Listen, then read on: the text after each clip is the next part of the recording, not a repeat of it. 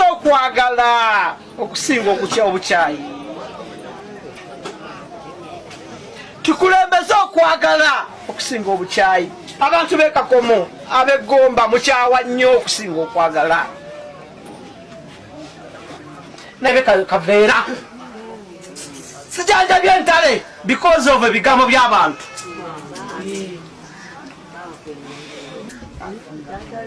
Ekigambo kyava mu Kaveera n'agamba nti bona twano nzijanjaba bajjaga mu nsaddaase ndeka nfenga bwendo jonzike. That's why I'm here. Ne bwe nfanga ojjanga nonzika mu kitiibwa. Bali oyangamba. Debe manga musoso okufa ajja kujja walinda anyowalaji paka lwe bakolaji. Nange lwalero kanyowalaji paka lwe baziikaani. Ayina walaji amulete mwenyewe. Munakuwavu nnyo kubanga sente ezijanja Kaveera nziyina. Nebe yandibadde bamutwala Nairobi nani mututte. Naye yaŋŋaana naga tonzijanja bajja kwogerako ebigambo. Bantu mmwe tulekerawo ebigambo. Tusobola okwana munne. Omwavu akwana omugagga n'omugagga akwana omwavu. Ndi wano okubalaga nti mu nsi teri atuukiridde, teri munene teri mutono. Buli muntu asakola munne wa munne. Oluganda abakono ab'emikwano semata ndi muganda wammwe mu bulungi ne mu buki. Oba onjagala oba tonjagala ndi Munagomba.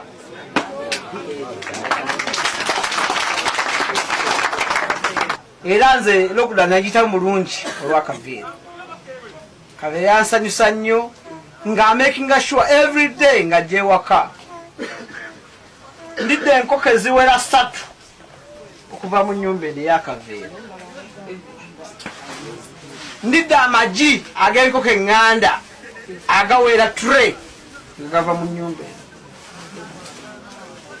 Ndidde ovacado eziwera 50 nga ziva mu nnyumba. Ndidde fene jackfruit eziwera 5 endoddo nga ziva mu nnyumba. Gwali eyo weebuuze buuza munno semata wali mwaliyo fene. Buuza munno akuliraanye.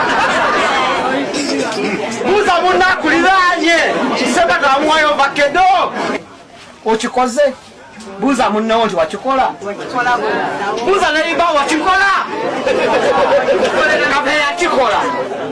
Kaveera yakola ki? Emukubire mu ngalo.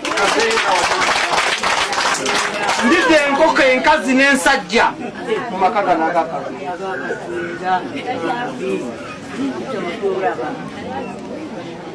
Nayagala Kaveera. Ebyamunjagaza tebyali bingi. Mulye, munywe, musanyuke kulwa Kaveera. Inna lillahi wa inna ilaihi raji'un. I salute you Kaveera. May your soul rest in peace.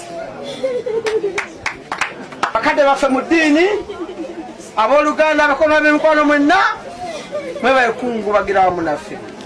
Mukama abakulembere nga bwe mwazze kudde mu mirembe.